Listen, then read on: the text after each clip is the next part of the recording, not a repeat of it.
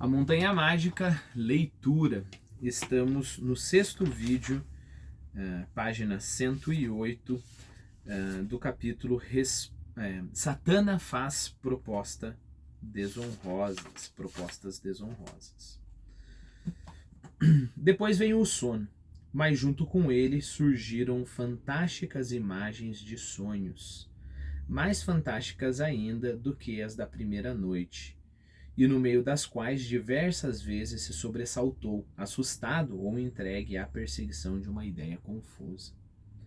Sonhava que via o Dr. Berens passear pelas alamedas do jardim, caminhando de joelhos dobrados, com os braços pendendo, rijos para a frente e acertando os passos longos, como que monótonos, ao ritmo de uma marcha que ressoava de longe.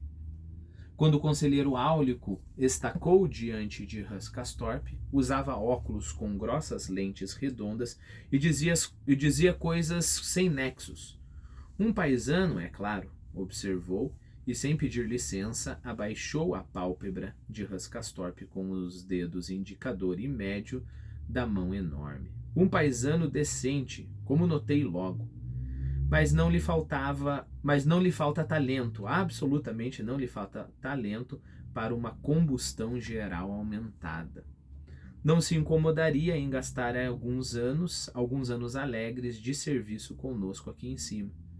Pois então, cavalheiros, e agora um passeio, vamos?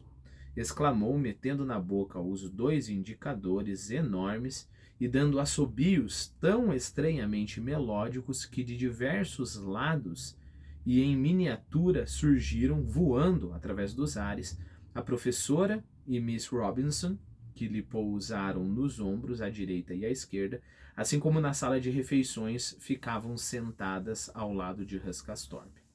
E assim o médico se foi, a passo saltitante, esfregando um guardanapo por detrás das lentes dos óculos, a fim de enxugar os olhos e secar, não se sabia o que, suor ou lágrimas. Depois, Hans Castorp sonhou que se encontrava no pátio do ginásio, onde durante tantos anos passara os intervalos entre as aulas, e que estava a ponto de pedir emprestado um lápis a Madame Chauchat, que igualmente estava presente. Ela lhe deu uma lapiseira de prata, que continha um lápis vermelho por fora, gasto até a metade, e recomendou a Hans Castorp, numa voz agradavelmente rouca, que o devolvesse sem falta depois da aula. E quando o olhou, com seus olhos rasgados de azul esverdeado, por cima das maçãs salientes, ele fez um esforço violento para se desprender do sonho, pois agora já sabia e queria gravar na memória que acontecimento e que pessoa ela lhe recordava com tamanha intensidade. A toda pressa, pôs-se a guardar essa percepção num lugar seguro, já que sentia como o sono e o sonho novamente se apoderavam dele. Então aqui ele mais ou menos acordou, teve esse tipo de revelação. Bom, isso não é um fenômeno extremamente extraordinário, é um fenômeno muito interessante, né? Mas não é um fenômeno impossível. Eu acho que já aconteceu com você está ali naquele estado de meio dormido, meio acordado, e de repente você, sem mais nem menos, vem uma cena lá de um passado de 30 anos atrás, se você já é velho o suficiente para isso te impressiona demais, né? Com efeito, viu-se logo na contingência de procurar um refúgio para se abrigar contra a perseguição do Dr. Krokowski, que lhe quis dissecar a alma, o que provocou em Hans Castorp um medo louco, realmente sem limites. Ele fugiu do doutor a passo trôpego, passando pelas divisórias de vidro que separavam os compartimentos das sacadas, e com perigo de vida soltou ao jardim. Bom, repare que aqui, é claro, nós poderíamos traçar a origem de quase todas essas impressões, né? O perigo de vida, o doutor Alban, é claro, o Dr. Krokowski, o Dr. Beres examinando o Hans, né? E assim por diante. despertou banhado em suor quando o perseguidor lhe agarrava a perna da calça. Bom, eu, na minha grande ignorância, assim, eu acho os sonhos, se eu não me engano, talvez no Morte em Veneza tenha mais um sonho descrito por Thomas Mann. Embora sejam muito criativos, eu acho que o Thomas Mann, a grande força dele é a realidade mesmo, né? Se você pega, por exemplo, tem uma cena de um sonho, talvez mais pra frente eu gravo aqui no canal, do livro Crime e Castigo, do Dostoiévski. E assim, é simplesmente assustador o modo como Dostoiévski descreve o sonho, como realmente você se sente aquela imagem onírica, assim, né? Então parece que digamos assim, é o elemento do Dostoiévski, esse elemento confuso. Eu sempre gosto de usar os próprios elementos, né? A água, o fogo, o ar, a terra, para analisar personalidades. E parece que nitidamente o Dostoiévski é a água, né? Então a água é o que? Você está submerso naquilo e as coisas vão se passando em volta, meio que se confundindo, meio que se dissolvendo, né? E esse é o elemento que o Dostoiévski mais tem habilidade, né? E parece que aí, para descrever um sonho, ele faz uma coisa assustadora. O Thomas Mann, por outro lado, eu não sei quanto a você, mas para mim parece que ele é muito terra, né? Ele é sóbrio, as coisas estão em seus lugares, né? Ele presta muita atenção a tudo, né? Ele não deixa que as coisas simplesmente passem sem mais nem menos, né? Então eu acho que é como se o Dostoiévski nesse sentido tivesse uma habilidade natural assim para descrever sonhos. Tanto é, já que eu estou na digressão, então vamos continuar em digressão, o Dostoiévski lá no começo da carreira dele escreveu alguns contos, né? E um dos contos dele, que é Doutor Senhor Procarin, deixa eu só achar aqui para você. É o segundo conto dessa edição aqui da editora 34 dos contos completos do Dostoiévski. O Senhor Prokartin, né?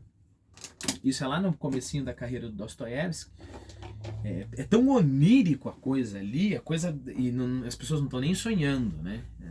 É descrito como um sonho, que parece que o Dostoiévski ainda não acertou a mão, parece confuso demais, parece realmente uma água, assim, né? Uma água poluída. Depois o Dostoiévski acerta a mão. Por que eu estou falando isso? Para você atentar para esse fato, né? É claro que um bom escritor ele vai conseguir desenvolver em todas as áreas, né? Mas parece que há uma propensão natural, assim. Então, por exemplo, o Dostoiévski, como ele tem uma propensão natural para ser água, né? Se ele for ruim, ele seria essa coisa confusa, essa coisa toda, né? Toda difícil de entender, toda difícil de pegar, né? Mas é claro, ele faz isso num conto, que fica um conto mais ou menos, mas depois tudo que ele faz é extremamente bom. E aí a qualidade dele é uma qualidade peculiar, né? Eu desconfio que eu nunca li nada ruim do Thomas Mann, mas se o Thomas Mann escrevesse coisas ruins, ele tenderia a ser aquela coisa chata, assim, sabe? Como um deserto árido, né?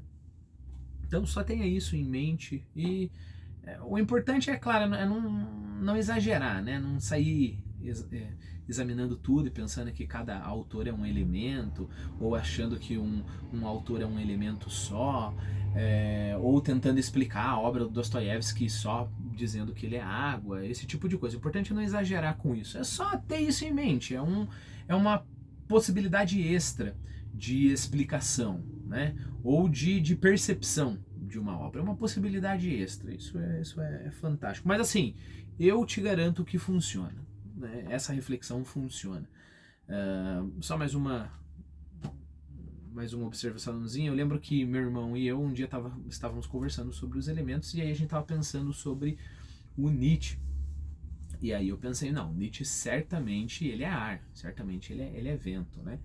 E se você pega lá a Gaia Ciência, no começo do Gaia Ciência tem lá uns poeminhas, umas rimas, né, que o Nietzsche faz, e ele fala com todas as palavras que realmente ele é um vento, né? Então é interessante ver que o Nietzsche tinha essa percepção dele mesmo, e dava para ver que ele era isso, né?